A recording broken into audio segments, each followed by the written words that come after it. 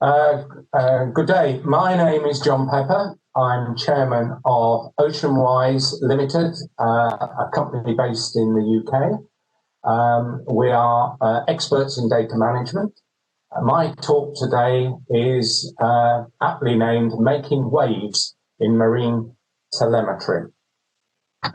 A quick diagram here to show you what OceanWise does. Each of the pictures represents an element of our core business. We're effectively data management specialists, governance being at the centre of what we do, in the centre of the wheel that you can see, and also the four activities: monitoring, training, software, and mapping, geospatial mapping. Today, we're going to concentrate on environmental monitoring and specifically telemetry.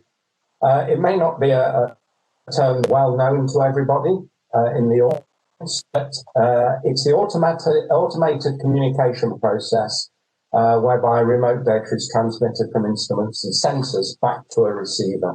Marine sensors are devices used to measure environmental data across the world in a wide range of environments, typically covering tides, currents, waves, weather conditions, air quality, and a host of other parameters.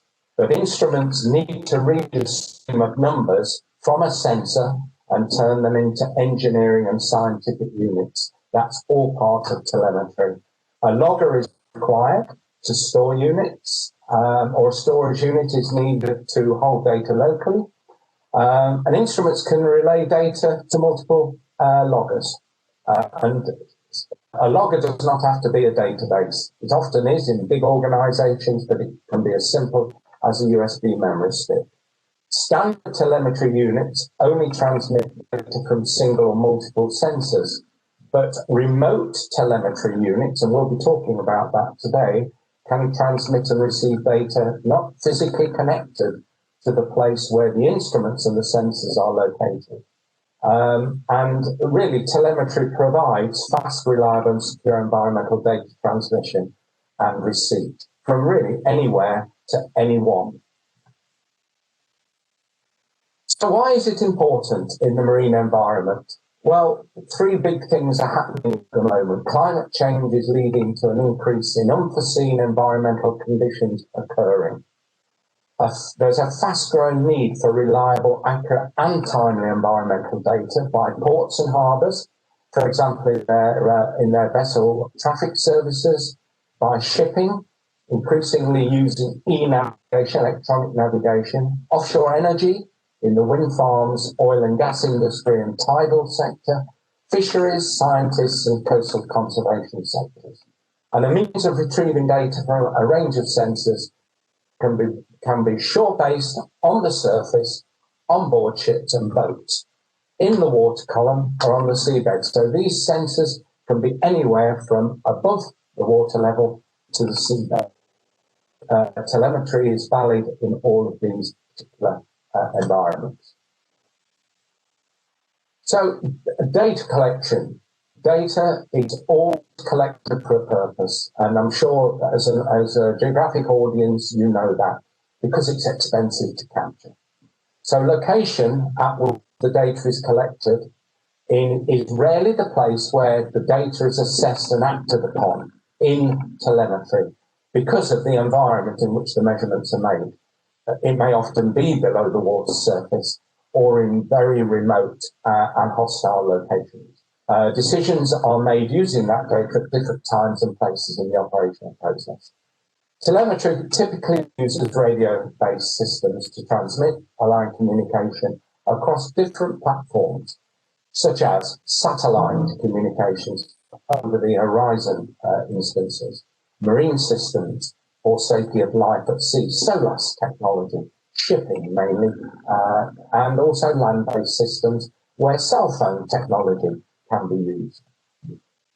There are four types of monitoring. Very simply put, there is operational monitoring, which is effectively routine and ongoing readings of tidal behaviour, wave height, wind speed, direction, currents and visibility.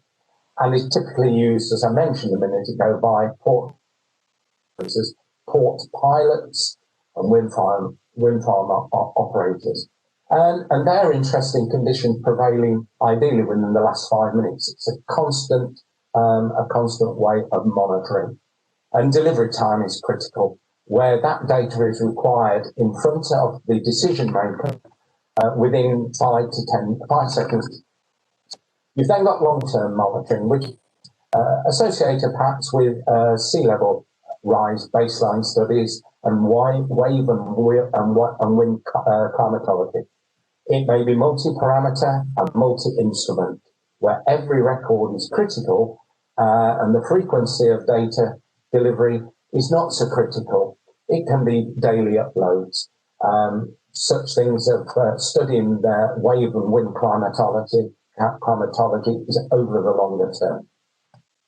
Short-term monitoring, where you've got multi-parameter, multi-instrument, adaptive sampling and or transmission with variable frequency during periods of deployment.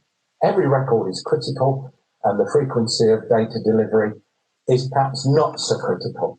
And then you've finally got responsive monitoring, dredging and engineering projects and tsunami warning systems where you are responding to a particular challenge by monitoring for, again, a set period of time, where data is collected and automatically assessed, and it may be in response to a warning or an alarm transmission that monitoring takes place.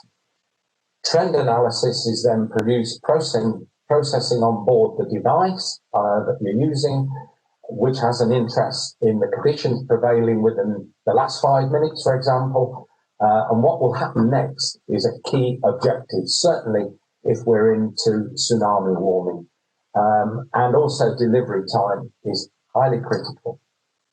So when you're thinking about designing a monitoring network, the design considerations are very important. Measurements relative to where the users the information, is it point to point, one to many points, or many to many? And in doing so, the system power budget and the services requirements and the site locations have to be borne in mind. Data transmission budget is also important. What are you measuring? When do you need the result? And what will the cost be? Another element is data security, reliability and confidentiality. A lot of monitoring that is done is not open to public scrutiny or indeed for general reuse and is kept confidential for operational or defence purposes.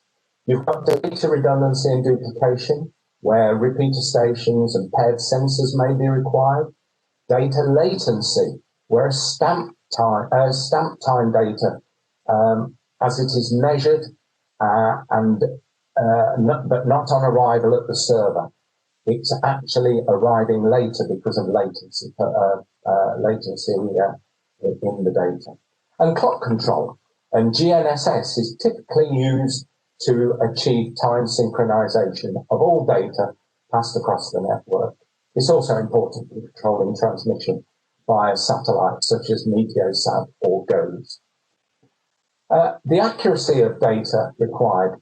Now, that's a function of the sensors, not the network on which the information is being stored. But it does have an impact on the network design, because if the accuracy is higher, it will require a much tighter network design, a robust network design. Multiple lower cost sensors can give redundancy and cross-checking of data, but fewer high-end sensors gives a smaller amount of data transmitted, but more reliance on individual sensors and less ability to monitor drift and fouling. So it's really high-end sensors give you very small, a smaller amount of very high accurate data. But the note at the bottom, sensor calibration regime is always key to delivering accurate data. Transmission methods. There are a range there, serial, RS-232, 422 or 485 or USB or Ethernet and broadband are relatively common transmission methods. They're called direct communications.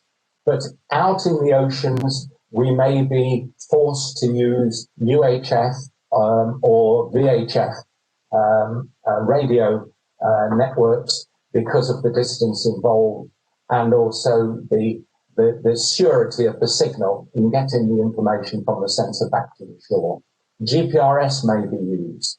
Satellite for over the for long distances, Iridium, for example, Inmarsat, and the use of satellite broadband, very important. I mentioned Meteosat and GOES for broadcasts. That's another legitimate method.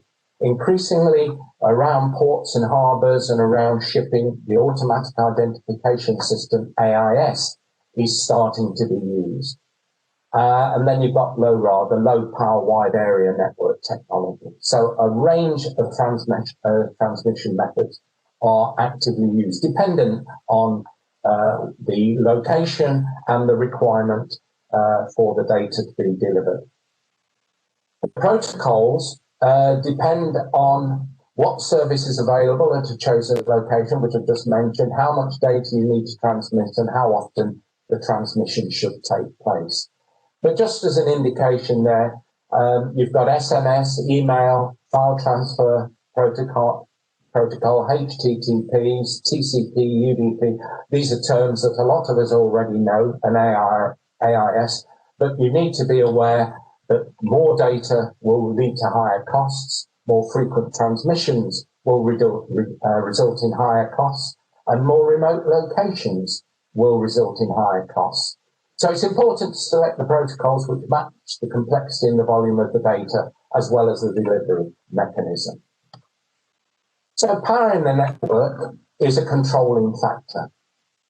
And you run the sensors and power the transmission with no problem on shore, and remote sites, though, can be a challenge. Running sensors and power to power the transmissions. Energy required versus the storage limitations. Servicing frequency for battery replenishment, for example. The size of the scientific payload. Batteries are big and heavy. The stored power sources, the batteries themselves. How they can dictate how the network is controlled. And replenished power sources, such as solar panels. They can be efficiently based on latitude, season, and size of panels that can't be used everywhere. If there's permanent darkness in the North and South Pole, then that would not probably be a useful method of powering your monitoring stations. Wind generators and wave energy converters are also an issue, and servicing. And the note at the bottom, how hard telemetry has to work, e.g. finding signals to transmit the data, is a key factor in power demand levels. So just to give you an indication here, this is a site map of a large area in the Thames Estuary that OceanWise developed. Sensors are marked by descriptions in the south of the River Thames Estuary, and also well into Essex on the north side of the Thames Estuary. And those dotted lines and those single green lines and red lines indicate the communication between each of the sensors and the delivery of the telemetry using a transmitter north of the River Thames as a way of strengthening the signals. The mapping side of it, we provide anyway, and there's a URL there if you want to have a look at that once the presentation's finished. But that's the site map for the Port of London that we are actually managing for them as we speak, and have done for the last 8 years. So the transmitted data. Messages have to be structured to ensure the data is both well described and complete in terms of what is being sent, where it's coming from, and where the data is collected. Error checking provides a means of ensuring the data is integral and not duplicated. Checksums, you have to think about checksums, sequential checks, looking out for missing data, timestamps, and duplicate data. So that's things to consider when transmitting data. And delivery can be in real time, critical for operational responsive systems, our customers, certain ports and harbour sector, and also those that are looking at disaster management, require data coming in as soon as possible after that sensor has recorded that information. There is a cost impact, the data is mission critical, and every record must get through quickly. We've also got near real time, where delivery is good enough for many applications. And again, it depends what that application is. You may not need instant real time information if you're managing or measuring currents and waves. Cost savings can be made by batching data together for periodic transmission. So let's look now about how data telemetry, marine data telemetry, is becoming smarter. And this is down to 4 particular aspects. We are one of very few organizations that can deliver smart telemetry. A lot of telemetry is available, but it's very much sensor dependent, where the telemetry only works with the particular instrument or the sensor. It has to be remotely managed and configured to be considered smart. It's a key asset or aspect of it. Smart telemetry, data telemetry is power efficient. It's important for buoy-mounted systems and off-grid solar power systems. You need to be able to reformat incoming, outgoing data, legacy and new instruments, feeding legacy and new systems. And also it is cost efficient.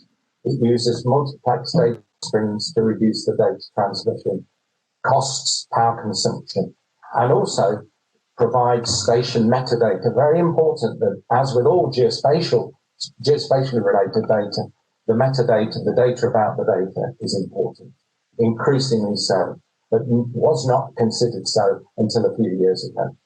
Smart data transmission, again, configurable, works with any instrumental data type. It's swift, it reduces delays. It's intelligent, with the system checks that messages have been delivered correctly.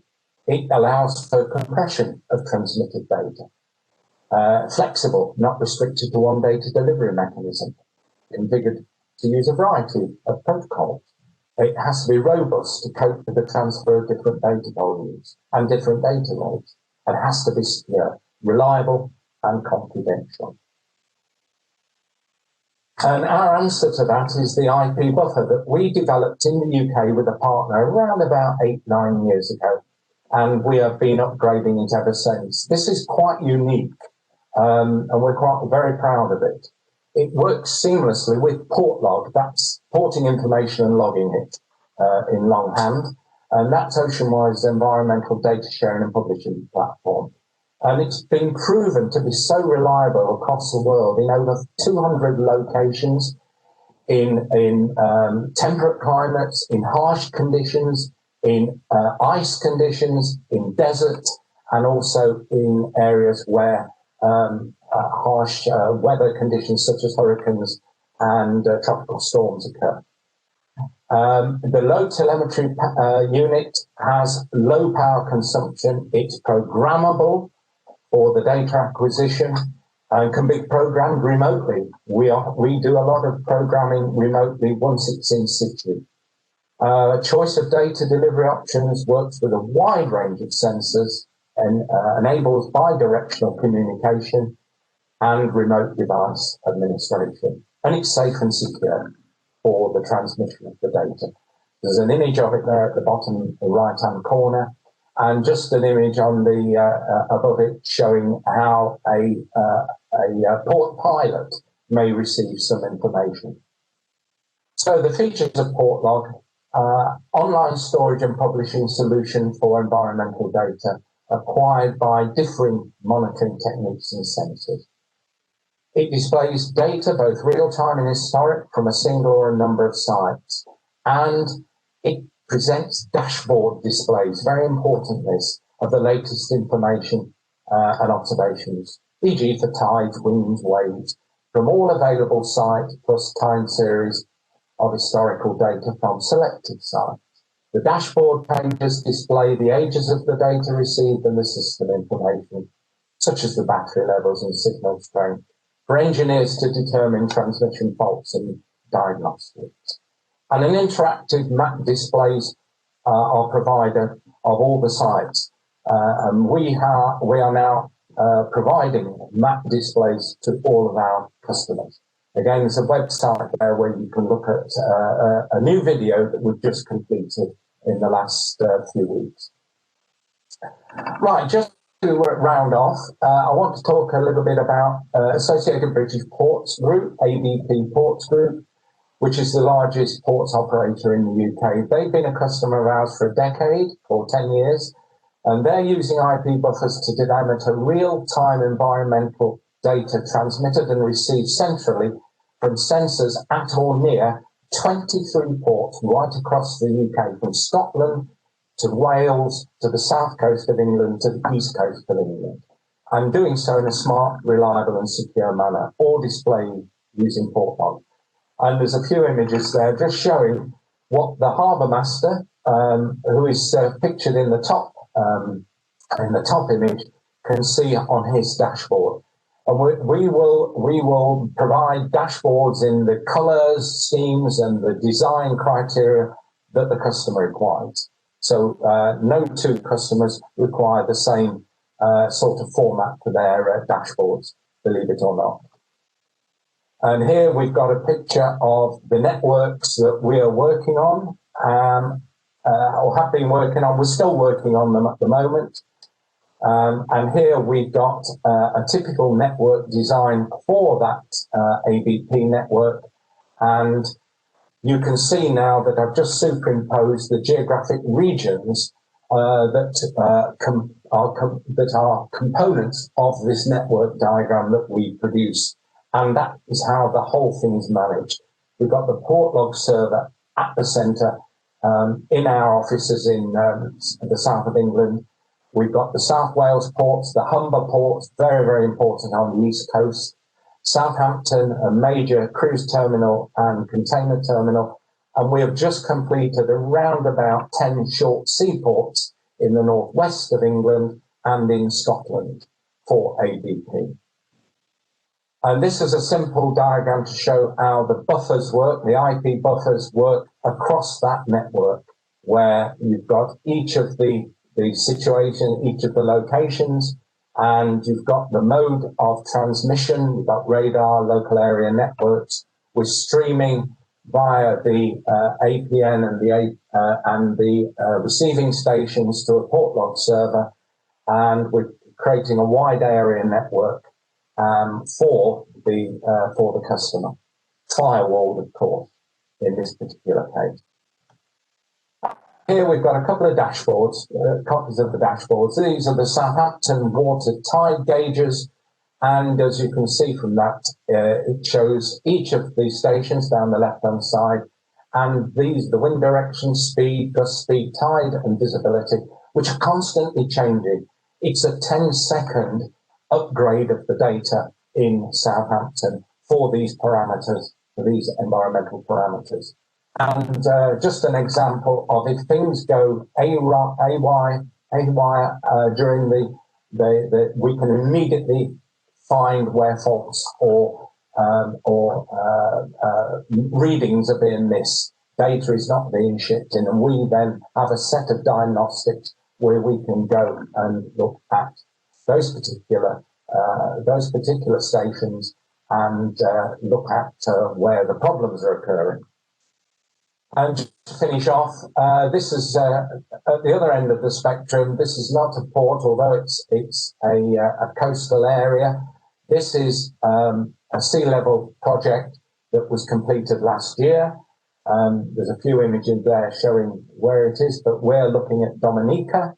There's the island, and there were two old existing observing stations that were considered redundant, and the new one was put in place over on the coast facing the Atlantic, because that's where most of the wind direction storms and hurricanes emanate from. And in 2017, just after we'd started the work, or in the process of doing the work, two hurricanes struck in very quick succession. Hurricane Irma, Category 5, late August, early September, and then almost within days, 4 days after Irma, Maria came along, the worst natural disaster on record to affect the island of Dominica, the US Virgin Islands, and Puerto Rico. And you can see the track on the right-hand side of the screen there of both of those. The point I'm making here is that the Marigo, which is the station that we put in place to monitor the weather conditions, tracked Irma in real time. It was providing information back to the customer in near real time throughout the period of Irma, and then was called into action again a few days later with Hurricane Maria. What you will notice is that the graph goes off the top of the Z-axis because we had extremely difficult conditions in that second hurricane. And it left us with some challenges, but the outcome of this was totally unforeseen.